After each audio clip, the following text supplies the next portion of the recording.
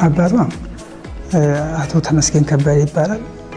እናቷ ደግሞ ወይዘሮ ምንትዋብ ታመነ ትባላለች። እናትና አባቶቻችን የኔም አሉ የሷም አሉ፣ አልሞቱም፣ በህይወት አሉ። እናትና አባቴ በህይወት አሉ፣ አሁንም አሉ። ወልደውኛል፣ አሳድገውኛል። እውነታው ምንድነው? ለትወና ብለው ወስደው ነው ይሄን ነገር ያሰሩ። ስለዚህ ሙሉ ነገሩ ትወና ነው የተሰራው እንጂ ሙሉ እናት አባት አለኝ፣ ወንድም አለኝ፣ አክስት አጎት አለኝ። ቤተሰቦች በእንደዚህ አይነት ሁኔታ ነው የሚኖሩት። እኔ ደግሞ ባለ ትዳር ነኝ፣ የልጅ እናት ነኝ።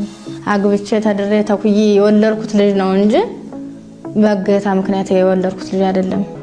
አሁን እንኳን ደምቢዶሎ የተባለ የዛሬ 5 ዓመት በፊት ነው። 5 ዓመት 6 ዓመት ነው።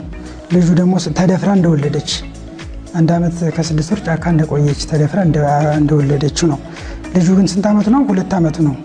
ስለዚህ የዛሬ 6 ዓመት 5 ዓመት ትደፈር ነው። የዛን ልጁ ስንት ዓመት የሆነው ነበረ?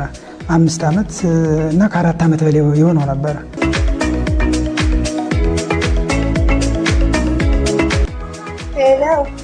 እንዴት ሰላም ነው? መድኃኒት ስለነበረ አሁን በዛሬ ሳስተኛ ሰው እንዴት ነው? እግዚአብሔር ይመስገን። ያው እናትና አባት አለ፣ ወንድም አለኝ፣ ባለቤትም አለኝ። እንዴት ነው የምትቻለው? ከዚህ ሁሉ አዘቅት የምወጣበት በምን አይነት ሁኔታ ነው? አሁን እንዴት ነው ከባለቤት ጋር እንዴት ነው ሰላም የምናገኘው? እንዴት ነው መተማመን የሚኖረን? በምን አይነት ሁኔታ ነው ተከባብረን እንደዚህ ድሮ ፍቅራችን የምንኖረው?